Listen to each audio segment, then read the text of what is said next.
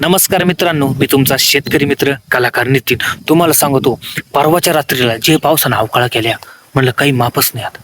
एवढ्या अवकाळा चालवल्या म्हणलं आपल्या पेरायचं राहूनच जातं काय. पण आपलं रान थोडं काळपुटी, जास्त पाऊस झाला तर आपल्या पेरायचं चालतच नाही.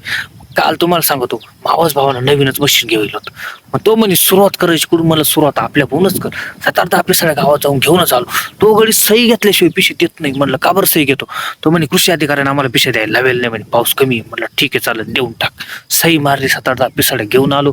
7-8 पिसाड्या तर पेरून दिल्या. पाऊस गेलो उघडून. 6 वाजले, पावसाचं पताडे नाही. मला आता करायचं काय?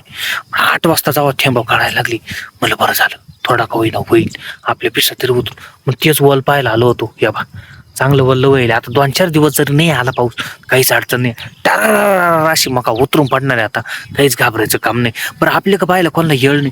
न्यूजला कवा पाहावा काय रे, ठाकरे गटाचे 6 खासदार शिंदेच्या शिवसेनेमध्ये प्रवेश. जाताना 7 गेले, येताना एकच आला, बाकीचे 6 गेले कुठं? लय राटा अवघड. ओमराजे निंबाळकर यांना सेपरेट कॅबिन मध्ये बोलावलं गेलं. जाताना एक ट्रेननं गेला, एक एरोप्लेननं गेला. हाय हाय, आता करायचं काय? एवढा रट्टा चाललाय त्यांचा वाला. पण शिंदेचं ऑपरेशन टायगर सक्सेसफुल.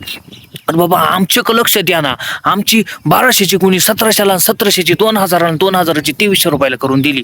तुम्हाला सांगतो, कानच नाही. खासदार किती काही विकत घेतील ते, मोबोली रक्कम त्यांना द्यायला तयार आहे. पण तुम्हाला सांगतो, आपल्या शेतकऱ्यांना अजिबात लक्ष द्यायला तयार नाही. पण न्यूजवाले तुम्हाला सांगतो, ओमराजे निंबाळकर इकडे गेले तर तिकडे गेले, एक तरी पत्रकाराला गोळीच लावीत.